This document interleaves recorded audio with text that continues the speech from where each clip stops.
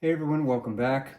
If you have a hamper or a storage chest or a cabinet that has a lid that no longer stays up when it's supposed to, today I'm going to show you how to fix that. Inside you'll see here a gas spring.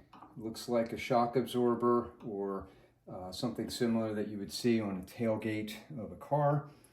These are designed to be pressurized to a certain amount of force to assist with holding up a cabinet, shelf, or lid, something like this.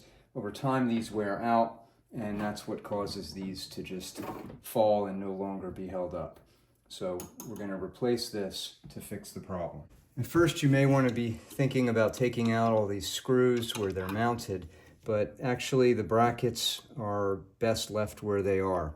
So in this case it's a hamper. I'm just going to remove the interior bag, and to remove the gas spring itself, take a flat blade screwdriver and you can work it underneath this clip on the outside on each end. And so I'm just going to stick this underneath here, rotate the screwdriver a little bit. That opens up the clip and allows me to just pop this right off. Just like that. And the same thing for the other side. You can just work in the screwdriver, pull it back, and pop off the gas spring. And you can tell that this is broken because it doesn't open anymore. Now, to make sure that you find the correct replacement part for your application, take a look at the material printed on the side of your spring. It should have a part number, maybe even a force amount in newtons, or a length, whatnot. And so in this case, we had a part number here, begins with SPD and so on, and that was for this service plus distributing. I found when I looked online, this company went out of business, but there's another company that makes replacement springs, and they have cross-reference to the SPD part numbers.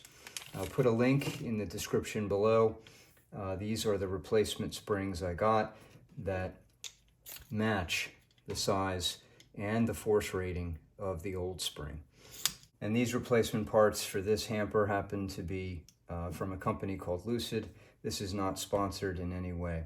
So I'm going to take that same screwdriver and I'm going to pry open the C-clamp here at the top and get the spring onto the top portion of the bracket, move the door down a little bit, line up the bottom, same thing, get the screwdriver underneath, open that up, let that on.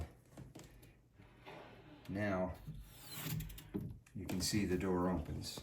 When you lift it up a certain point, it stays and then self-opens due to the force in that gas spring.